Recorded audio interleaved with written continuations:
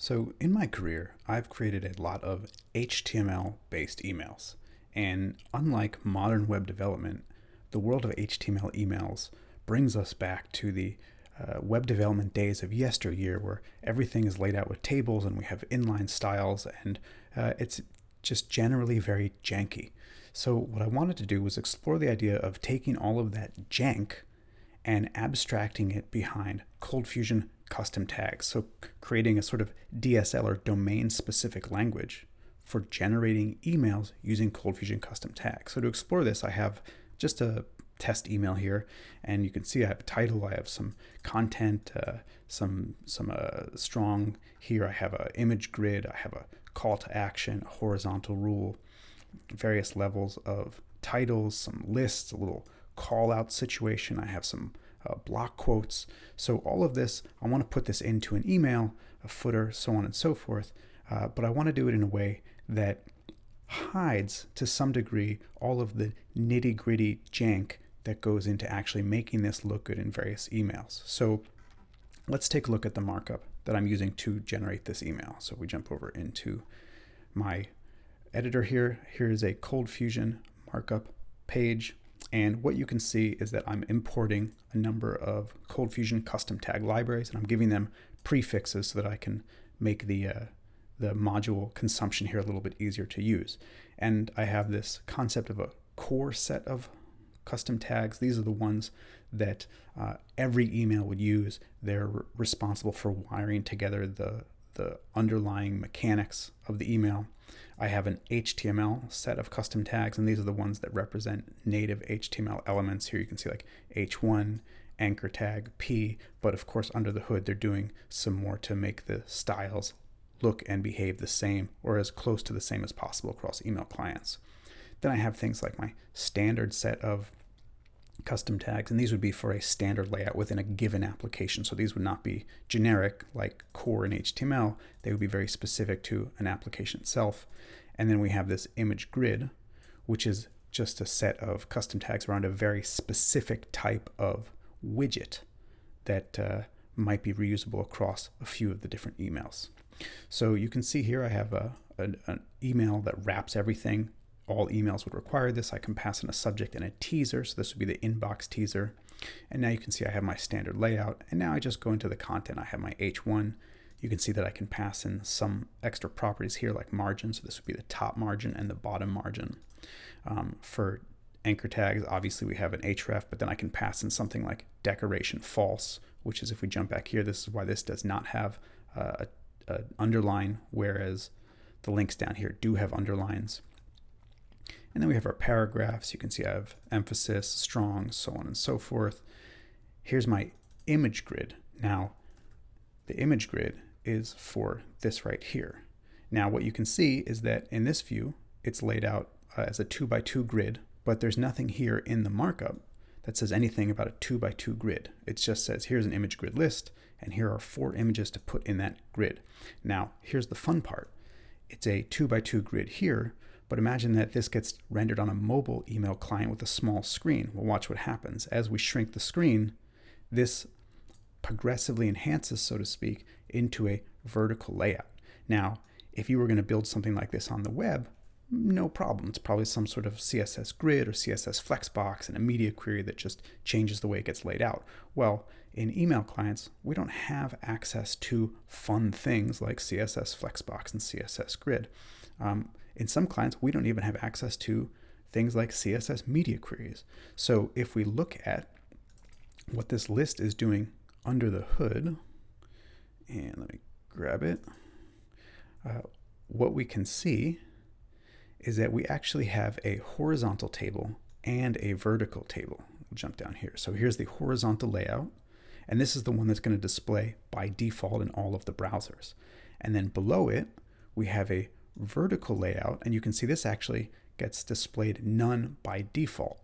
So all of the emails actually have both the horizontal and the vertical layout inside of them, but then you can see that we're embedding some responsive styles here and saying that if we go below 650 pixels, what we're going to do is hide that horizontal table and then display the block. And what that allows us to do is on the older email clients that are typically all desktop, we show this 2x2 by default. And then on the modern mobile email clients that do support to some degree CSS media queries, then we get to progressively enhance, so to speak, to that vertical layout. So just a taste here of what this DSL, this domain-specific language of ColdFusion custom tags, is actually giving us. It's giving us this layer of abstraction that's hiding all of that really nitty-gritty detail. Essentially, we're creating a sort of design system, if you will, for the email itself. So it looks like HTML, but it's really an abstraction layer on top of the HTML, which has a bunch of other things. Like if I jump down here to the very bottom, you can see here we have a tracking pixel.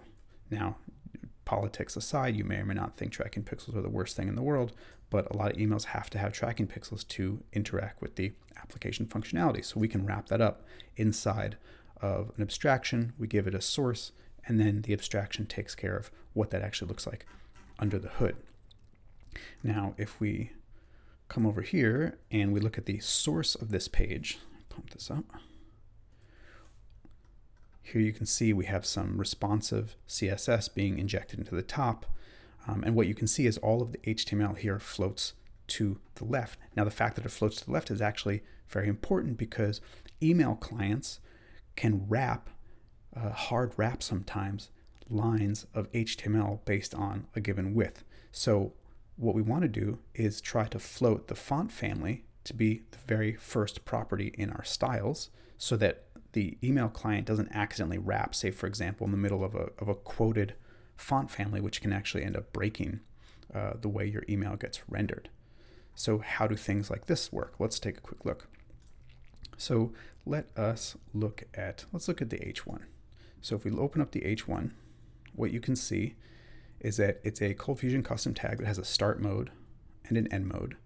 And I'm doing some margin stuff, and then I have my open H1 and my closed H1, so the content of the H1 just naturally get rendered between the open and closed tags. But you can see my H1 tag has this style.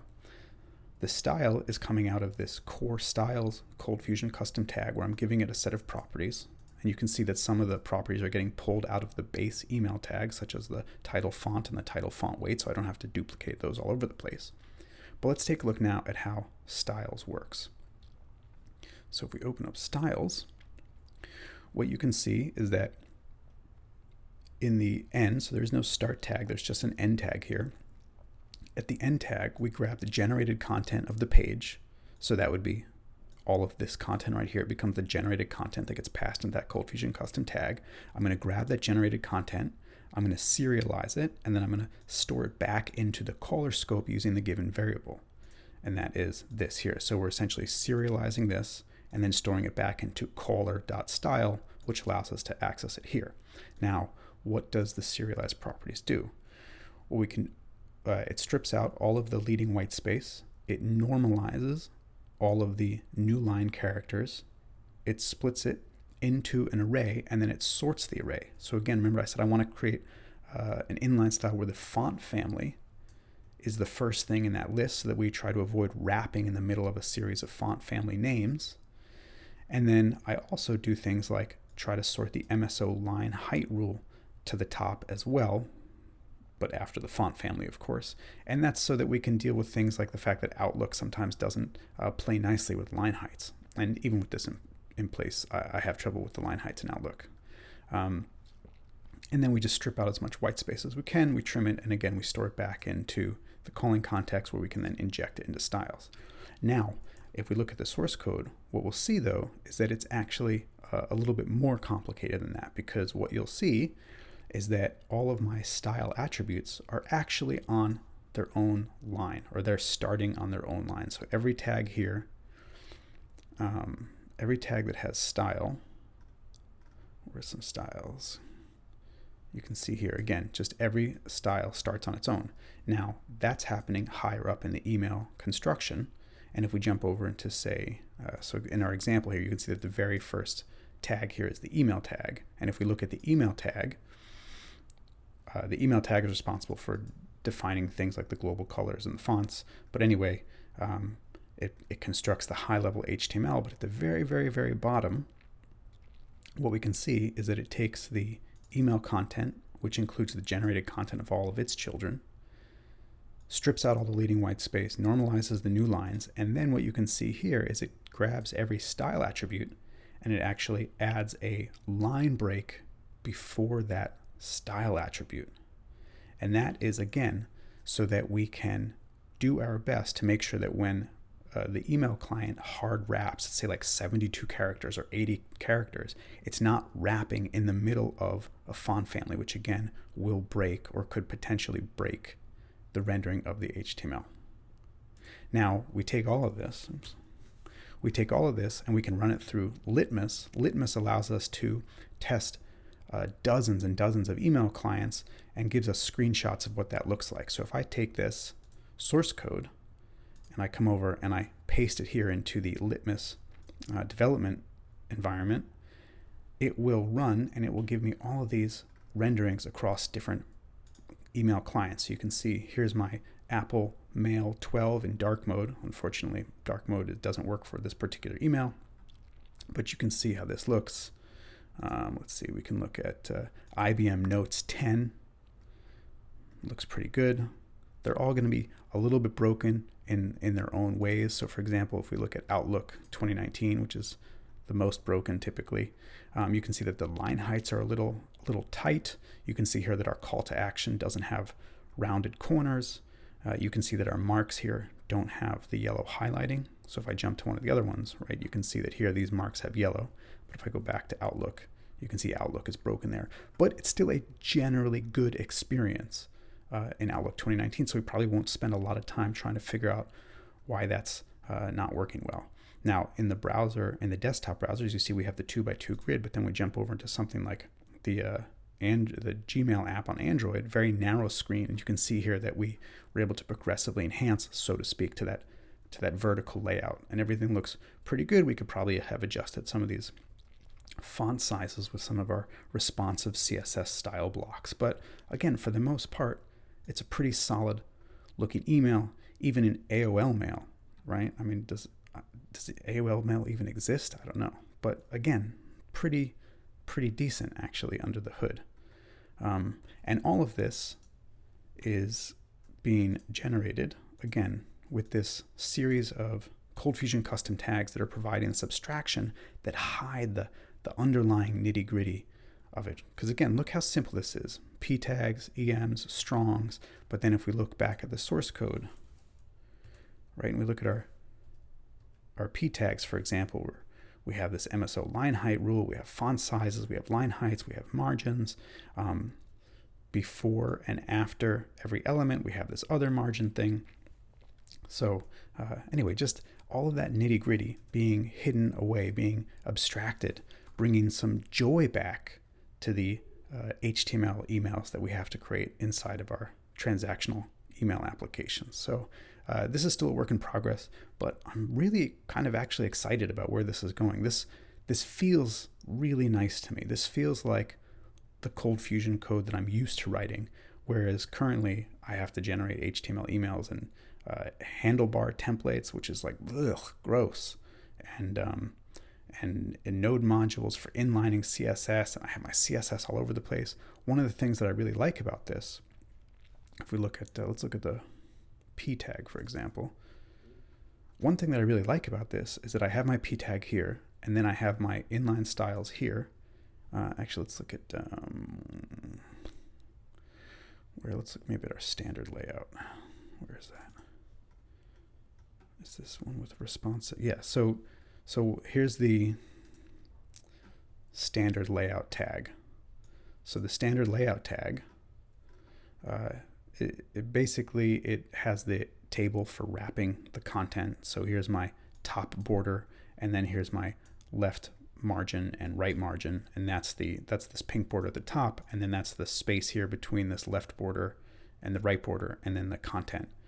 Now you'll see that this space is 60 pixels here, but then as I shrink down, you can see it jumps down to, I think, 20 pixels or something.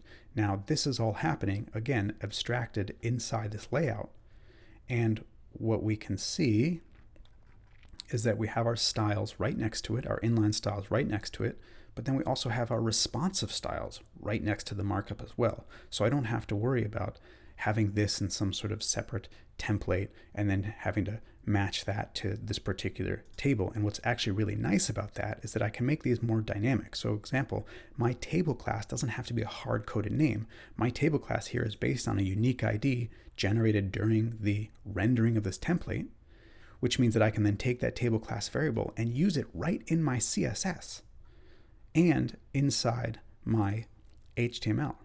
So I don't have to worry about conflicting with things and changing style here and will it change somewhere else accidentally, because everything is very co-located, it's dynamically named, and it just, to me, makes things a lot easier than what I'm using today. There may be other ways to do this more effectively, but I really like how all of this lives right next to each other. It feels very much like a view component where you have your CSS, your scoped CSS, and your HTML living right next to it, or your React components or your Angular components where you have your CSS living right next to your markup. Feels very comfortable, very maintainable. So anyway, it's a work in progress, but I'm just really excited for where this is going. This feels like a very maintainable and comfortable way to create HTML emails. And more to come on this, I hope, in the near future.